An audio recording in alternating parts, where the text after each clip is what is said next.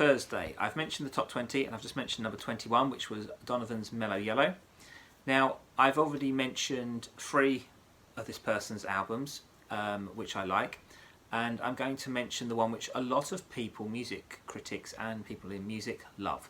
So I'm going to mention this album, Off the Wall by Michael Jackson. Michael Jackson's first adult solo album, because remember he had done solo albums when he was with Jackson 5.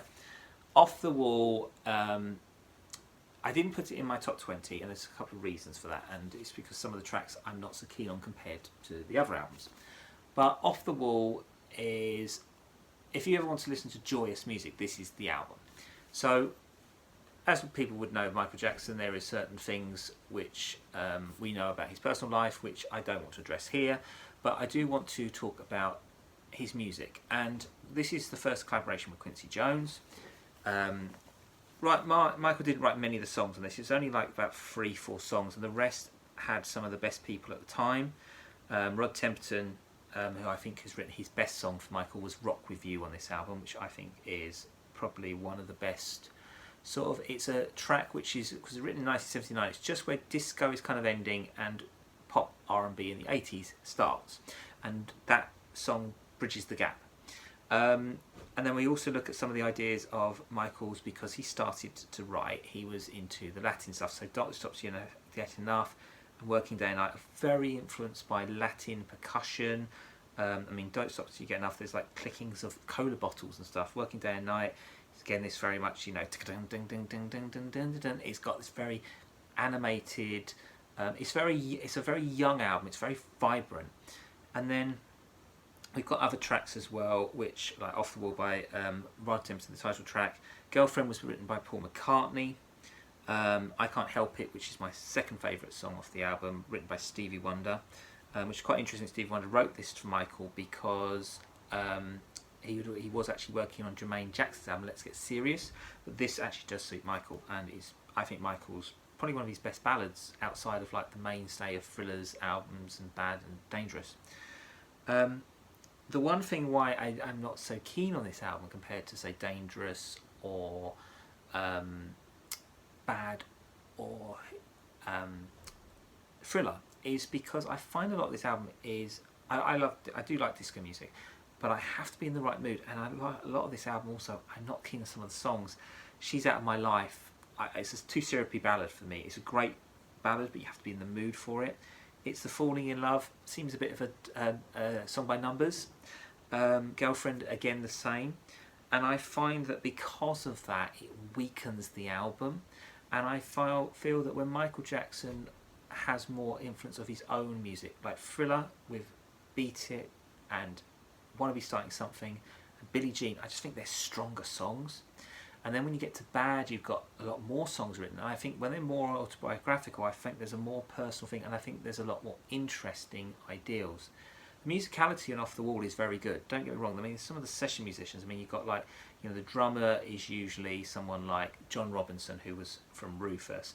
You had, David Williams on the guitar. You had Greg Philagaines. You had Lewis, Brother Johnson, Lewis Johnson on bass, guitar. You have, Dave Williams, you have Mario Henderson. You've got like Michael Bodica on synthesizer, which he then worked with him all the time. You have then the horns from Jerry Hay, the Seawind horns, and I think this is kind of very important.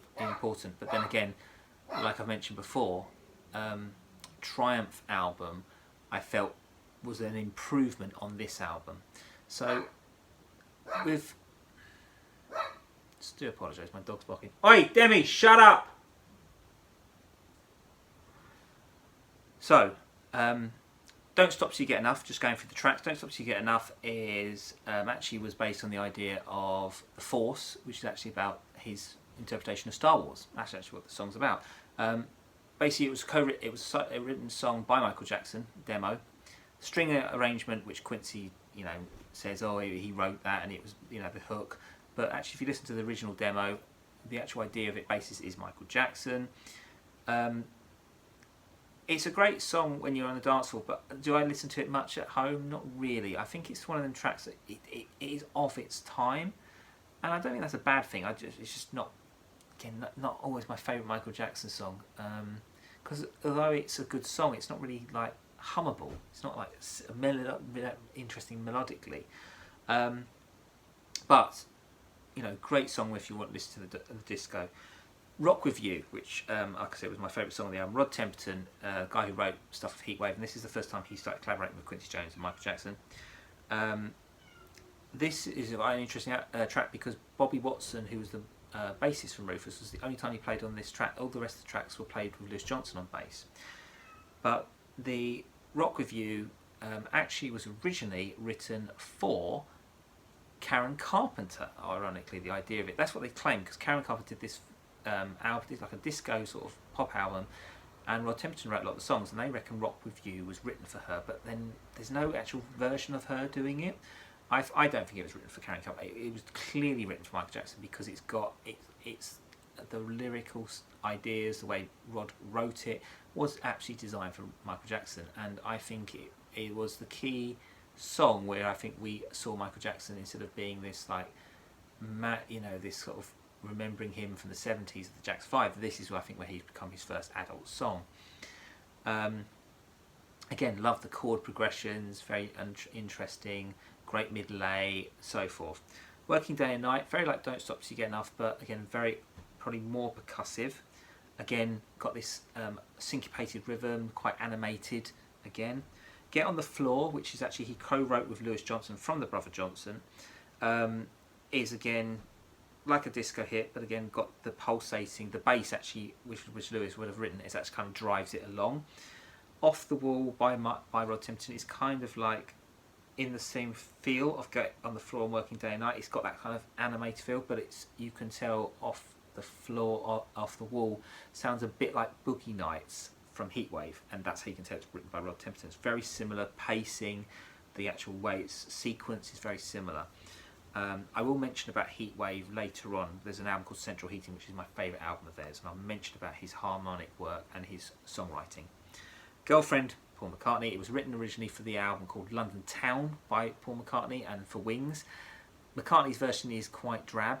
I think it works because I think it's a very nice little pop song. It works for radio and so forth.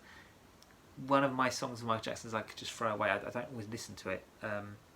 It's okay. It was good at the time when I was a child, but I don't really listen to it much as an adult. She's Out of My Life, I mentioned before. I felt it was a bit syrupy, but a very good ballad. Very well written for the time. I Can't Help It, which is got this really interesting syncopated. I've got this, because the thing is that it's always got this Latin feel going on. I Can't Help It. It's got this kind of Latin feel, like it's like it's always got this sort of pace and this feeling. So it's kind of mixing the ideas of Quincy's old sort of Latin influence from big bossa nova, and then obviously Stevie Wonder was working with Latin stuff, which he worked on the songs in the Key of Life with before, and then Michael obviously interested with that with Don't Stop Till You Get Enough and Working Day and Night. I Can't Help It, I think it's a really lovely ballad, really nice, but it's got pop sensibility to it, really interesting. It's Falling in Love, Carol Bayer Sager, who's a great songwriter, and David Foster. Now, David Foster I've mentioned about before. He worked with Earth, Wind and Fire on the I Am album. David Foster wrote this with Carol Bayer Sager, who also eventually married Burt Bacharach, and she's a great songwriter, probably on the equals of Carol King. Karen Carpenter's from the Carpenters. Carol King wrote very good songs. She originally was in Tin Pan Alley, and Carol Bayer Sager was kind of in the 70s to the 80s, was the pre to Diane Warren. And it's Falling in Love, good song by numbers, but it's got some little interesting ideas, and I think it suits Michael Jackson. Patty Austin, who'd been working with Quincy Jones, is actually, I think, is his cousin, I think, is the person who duets with him. I've actually heard a version by Dee Dee Bridgewater, which I prefer, and that's probably why I'm not so keen on that song. Burn This Disco Out, again, very much like a Heatwave offshoot, written by Rod Temperton, ends the album well. Again, I think with this album, it's like I said, it's got very much a joyous feeling to it, but the one thing with it, I do feel that you have to be in the right mood for it, because there's some of the tracks, a lot of it, to be honest, like I said, I would listen to Rock With You, Working Day and Night, Off the Wall, I Can't Help It, Burn This Disco Out. The rest of it I would leave. And I think that's why I feel it's one of Michael Jackson's weaker solo albums. I mean, History and Invincible aren't even in my top 100 because I think there's too much weakness on them. But this is why it's still obviously quite high, being number 22. But it doesn't hit you like Dangerous does. It doesn't hit you like Bad, and it certainly doesn't hit you like Thriller. I think Thriller comes out, smacks you in the gate.